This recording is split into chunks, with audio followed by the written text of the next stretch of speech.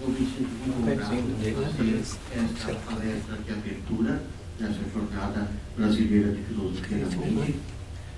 Mas, antes de começar, eu quero agradecer aos organizadores, a Mônica, a Mariana, a Nice, que são o pessoal da Unesp, que colaborou com isso, o César, da editora Filosofia, e a todo o pessoal da Unesp, lugar no qual eu já trabalhei, e apesar de estar há muitos anos sem ter nenhum vínculo formal lá, é um lugar que eu mantenho,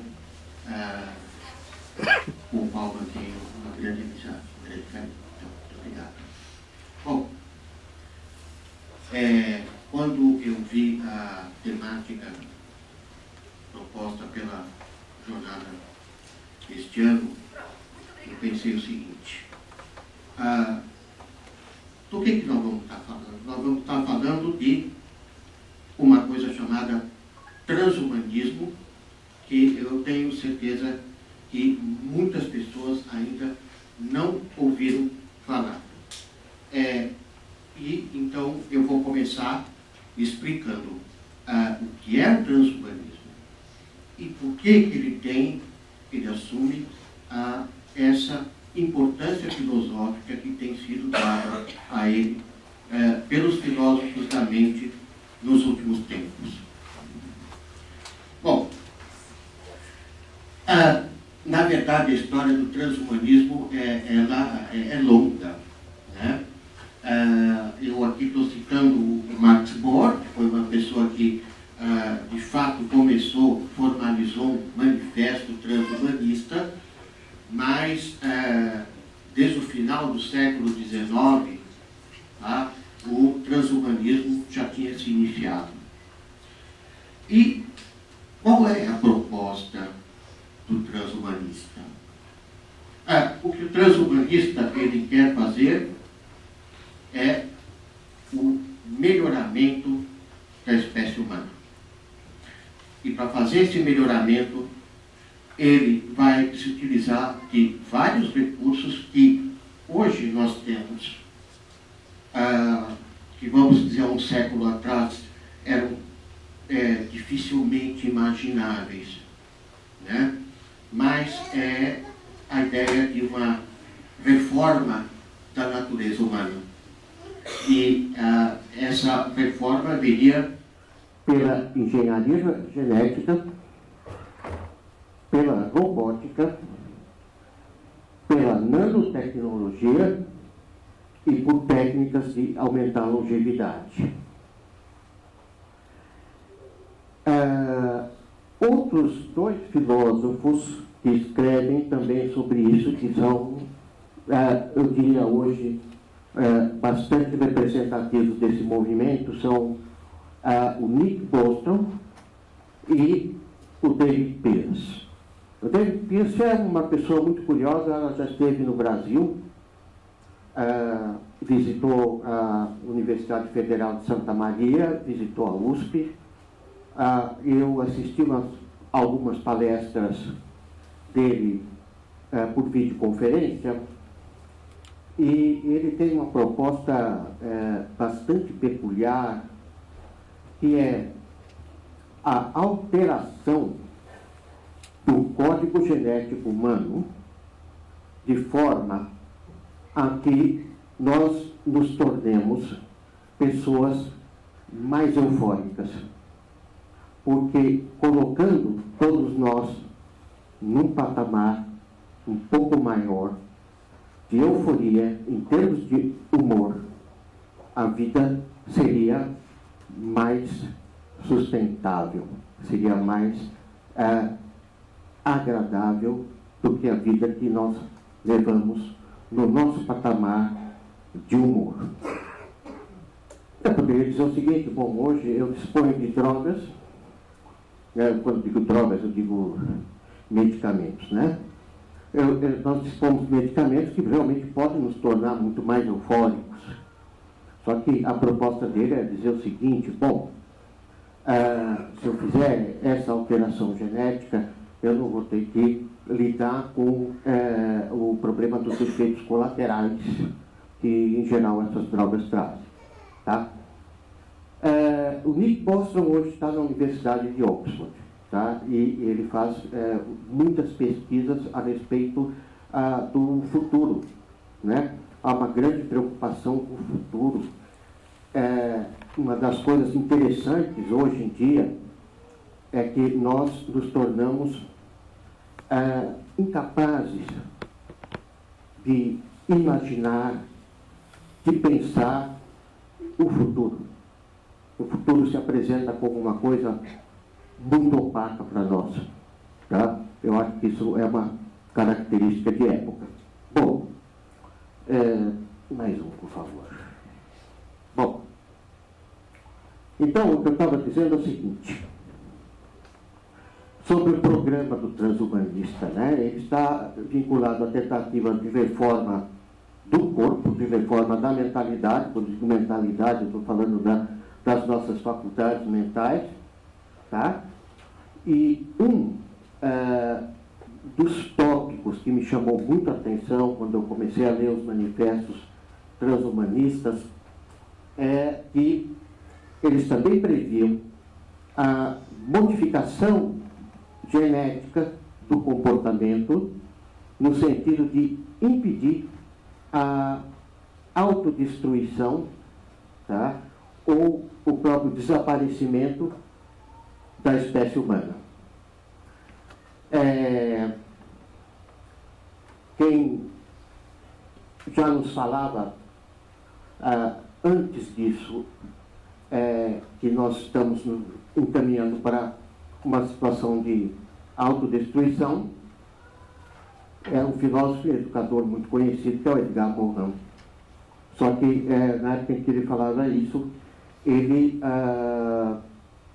não estava ainda movido por digamos assim, situações ou conjunturas que hoje são muito mais preocupantes. O Bostrom, ele nos chama muito a atenção para essa questão do desastre climático, né? Do jeito que nós estamos caminhando, por vários motivos, entre eles a economia do petróleo, o excesso de consumo de recursos não renováveis, como já estamos sentindo que é o caso da água, e assim por diante. O Nick Bostrom nos diz, bom, não adianta mais fazer conferência em Copenhague, não adianta mais fazer cúpula na China ou onde for, nós vamos ter que dar um jeito nisso, nós vamos ter que modificar o comportamento humano. Um dos caminhos é a genética, né? A gente sabe que todas essas cúpulas de clima e todas as tentativas de resolver politicamente esse problema até agora têm sido realmente falhas. Bom, em segundo lugar, outra grande preocupação é com a escalada da violência, né? Hoje isso é uma preocupação muito grande, né? Só que, é claro, a gente tem que especificar muito bem de que tipo de violência nós estamos falando. Nós estamos falando de um tipo específico, que é a violência urbana. Tá? Quando eu era bem mais jovem, a minha avó estava viva, ela costumava dizer, na minha época não tinha violência. Eu respondia, como? A senhora pode dizer isso depois de ter vivido 2 guerras mundiais, nas quais morreram 50 milhões de pessoas no mínimo, né? Então, é claro que ela estava se referindo a não ter essa violência urbana, que é uma violência hoje gratuita, inclusive, né? Quando a gente pensa que não se trata só do crime famélico, da pessoa que está desesperada por falta de comida, mas é uma violência que já transportou isso, né? Já virou um tipo de violência fútil, né? Olha, o senhor só tem 20 reais no bolso, então eu vou te matar. Bom, nós sabemos que uma das possíveis causas disso mas não a única, claro, é o excesso de desigualdade que existe hoje. Nós costumamos dizer o seguinte, que hoje, nos últimos anos, que o Brasil tem sido muito desigual. Não é nada comparável, por exemplo, ao que você encontra nos Estados Unidos.